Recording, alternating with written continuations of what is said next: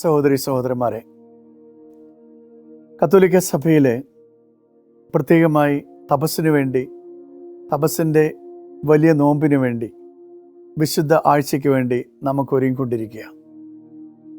ഈ വർഷത്തിൽ പ്രത്യേകമായി നാം അനുസ്മരിക്കേണ്ട, ധ്യാനിക്കേണ്ട വലിയൊരു വ്യക്തി, വലിയ വിശുദ്ധൻ അസീസിയിലെ വിശുദ്ധ ഫ്രാൻസിസ് ആണ്.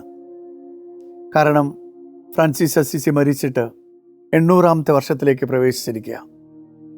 അതുകൊണ്ടുകൂടിയായിരിക്കാം നമ്മുടെ പാപ്പ ലിയോ 14 മാർപ്പാപ്പ ഈ വർഷം അസീസിലെ വിശുദ്ധ ഫ്രാൻസിസിന് വേണ്ടി സമർപ്പിക്കുകയും ഫ്രാൻസിസിൻ്റെ പേരിലുള്ള എല്ലാ ദേവാലയങ്ങളിലും സന്ദർശനം വഴി, തീർത്ഥാടനം വഴി പൂർണ്ണ ദണ്ഡവിമോചനം പ്രാപിക്കണമെന്ന് നമ്മോട് ആഹ്വാനം ചെയ്തിരിക്കുക. ഈ അവസരത്തിൽ പ്രത്യേകമായി ഫ്രാൻസിസ് അസീസിയെ ഓർക്കുവാൻ മറ്റൊരു കാരണം കൂടെയുണ്ട്. അദ്ദേഹമാണ് സത്യത്തിൽ എന്താണ് കത്തോലിക്ക സഭയിൽ സുവിശേഷാത്മകമായി തപസ് എന്ന് നമ്മെ പഠിപ്പിച്ചിട്ടുള്ളത്. യഥാർത്ഥത്തിലുള്ള പശ്ചാത്താപം, പാപബോധം അത് വരേണ്ടത് സ്നേഹബോധത്തിൽ നിന്നാകണം എന്ന് ഫ്രാൻസിസ് പഠിപ്പിക്കുന്നുണ്ട്. ഫ്രാൻസിസ് തന്നെക്കുറിച്ചും തൻ്റെ ശിഷ്യരെക്കുറിച്ചും പറയുക, ഞങ്ങൾ അസീസിയിൽ നിന്നുള്ള അനുതാപികൾ എന്നാണ്. അന്നു മുതൽ ഇന്നോളം എവിടെയൊക്കെ ഫ്രാൻസിസ്കൻസ് ഉണ്ടോ, വിശുദ്ധ ഫ്രാൻസിസ് അസീസിയുടെ ചൈതന്യം ജീവിക്കുന്നവരുണ്ടോ, അവരൊക്കെയും ജീവിക്കേണ്ടത് ഇത് കണക്കെ അനുതാപികളെ പോലെയാണ്. അതുകൊണ്ടുകൂടി ആയിരിക്കാം മാർപ്പാപ്പ വലിയ അനുതാപത്തിൻ്റെ, വലിയ പൂർണ്ണദണ്ഡ വിമോചനത്തിൻ്റെ ഒരു കാലഘട്ടം കൂടിയായി ഈ വർഷത്തെ പ്രഖ്യാപിക്കുക. എങ്ങനെയാണ് ഫ്രാൻസിസ് അനുതാപം ജീവിച്ചത്? ഫ്രാൻസിസിൻ്റെ അനുതാപം സത്യത്തിൽ സ്നേഹബോധത്തിൽ നിന്നാണ്. നമുക്ക് പലപ്പോഴും പാപബോധം ഉണ്ടാകുന്നുണ്ട്, അല്ലെങ്കിൽ പാപബോധത്തിനനുസരിച്ച് ജീവിതത്തെ ക്രമീകരിക്കാനൊക്കെ പരിശ്രമിക്കുന്നുണ്ട്. പക്ഷേ മിക്കവാറും അത് നിലനിൽക്കുന്നില്ല. കാരണം അത് അടിസ്ഥാനപ്പെടുത്തേണ്ടത് ഫ്രാൻസിസ് പഠിപ്പിക്കുന്നത് പോലെ സ്നേഹബോധത്തിലാണ്. സ്നേഹത്തിലാണ് എല്ലാം നിലനിൽക്കേണ്ടതും എല്ലാം അർത്ഥപൂർണമാകേണ്ടതും.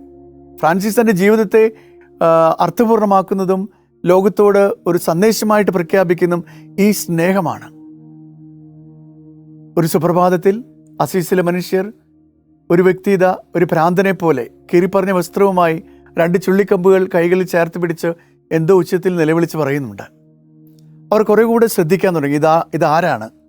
അപ്പോൾ അവർക്ക് മനസ്സിലായി, ആ പട്ടണത്തിലെ വലിയ വ്യാപാരിയായ ബെർണാർഡിൻ്റെ മകൻ ഫ്രാൻസിസാ. വീണ്ടും അവർ ആകാംക്ഷയോടെ ശ്രദ്ധിച്ചു, ഇയാൾ എന്താണ് പറയുന്നത്? അയാൾ പറയുന്നത് ഇതായിരുന്നു, സ്നേഹം സ്നേഹിക്കപ്പെടുന്നില്ല. The love is not loved. ഒരുപക്ഷെ ഫ്രാൻസിസിൻ്റെ ജീവിതം ആദ്യം മുതൽ അന്ത്യം വരെയും ഇന്നും പ്രഘോഷിക്കുന്നത് ഈ സ്നേഹത്തിൻ്റെ പ്രഘോഷണമാണ്.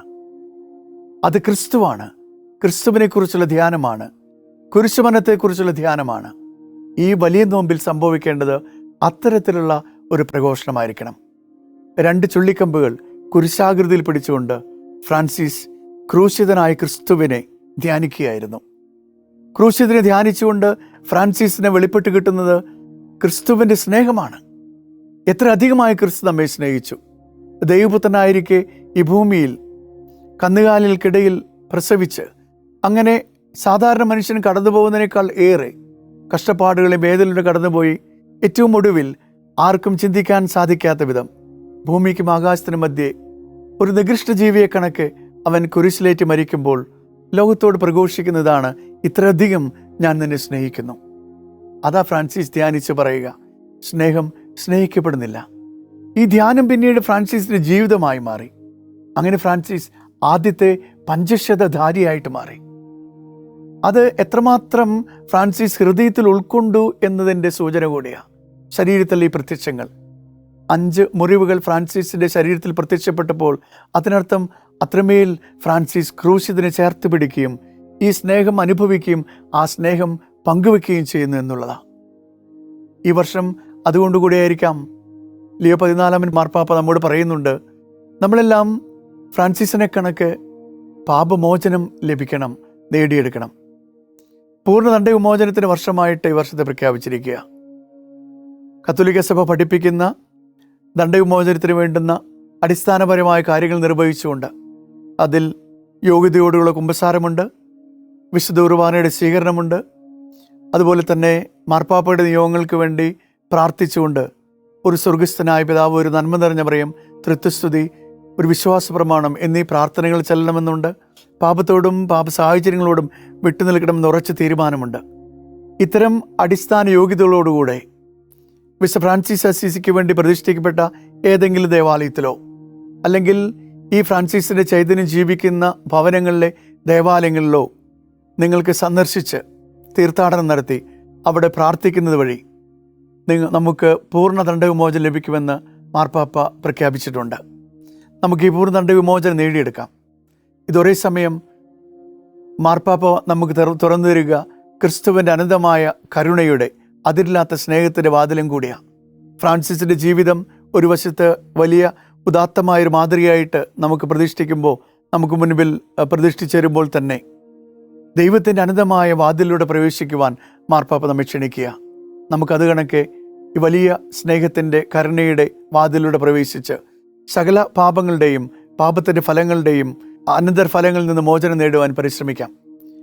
വിശുദ്ധ ഫ്രാൻസിസ് അസീസിയുടെ ജീവിതം എന്നെ പഠിപ്പിക്കുന്നത് കൃത്യമായിട്ട് ഫ്രാൻസിസ് അസീസിയുടെ ചിത്രത്തിൽ നമുക്ക് കാണുവാൻ കഴിയും. എൻ്റെ ഹൃദയത്തിലെ ഏറ്റവും ആകർഷണീയമായി തോന്നിയിട്ടുള്ളൊരു ചിത്രം ഇതാണ്. ഫ്രാൻസിസ് അസീസി ക്രൂശിതനായ ക്രിസ്തുവിനെ ആലിംഗനം ചെയ്ത് നിൽക്കുന്ന ചിത്രം. ഫ്രാൻസിസ് അസീസിയുടെ പാദങ്ങൾക്ക് കീഴെ ഗ്ലോബിനെ പ്രതിനിധീകരിക്കുന്ന ഒരു ചിത്രമുണ്ട്. കരങ്ങൾ കൊണ്ട് ഫ്രാൻസിസ് ക്രൂശിതനെ ആലിംഗനം ചെയ്യുകയാണ്. വലിയ ധനാഢ്യൻ്റെ മകനായിരുന്നു ഫ്രാൻസിസ്. അതെല്ലാം ഫ്രാൻസിസ് ഉപേക്ഷിക്കുന്നുണ്ട്. അതെല്ലാം ഉപേക്ഷിച്ചിട്ട് ഫ്രാൻസിസ് ഏറ്റവും വലിയ നിധി കണ്ടെത്തിയവൻ്റെ സന്തോഷത്തോടുകൂടെ ജീവിതത്തെ അർത്ഥപൂർണ്ണമാക്കുന്നുണ്ട്. അതുകൊണ്ട് ലോകത്തെ ഉപേക്ഷിച്ച് ക്രൂശിതനെ സ്നേഹിക്കുവാൻ ഫ്രാൻസിസിനെ പഠിപ്പിച്ചത് ഈ സ്നേഹധ്യാനമാണ്. അത് നമ്മിൽ സംഭവിക്കട്ടെ. സ്നേഹധ്യാനം അല്ലെങ്കിൽ സ്നേഹബോധം അത് നമ്മിൽ പാപബോധത്തിലേക്ക് നയിക്കുമ്പോൾ നമ്മുടെ ജീവിതം അർത്ഥപൂർണ്ണമാവുകയാണ്. ഫ്രാൻസിസിനെ കണക്ക് അതിരില്ലാത്ത സ്നേഹത്തിൻ്റെ കരുണയുടെ പ്രവാചകരാകുവാൻ നമുക്ക് കഴിയട്ടെ. ലിയോ 14 പാപ്പ നമ്മോട് പ്രഖ്യാപിച്ചതുപോലെ ഈ വർഷം പൂർണ്ണ ദണ്ഡവിമോചനം അനുഭവിക്കുവാൻ, ദൈവത്തിൻ്റെ അതിരില്ലാത്ത കരുണ അനുഭവിക്കുവാൻ നമുക്ക് ഏവർക്കും സാധിക്കട്ടെ. എല്ലാവിധ അനുഗ്രഹങ്ങളും ഹൃദയപൂർവ്വം നേർന്നുകൊള്ളുന്നു.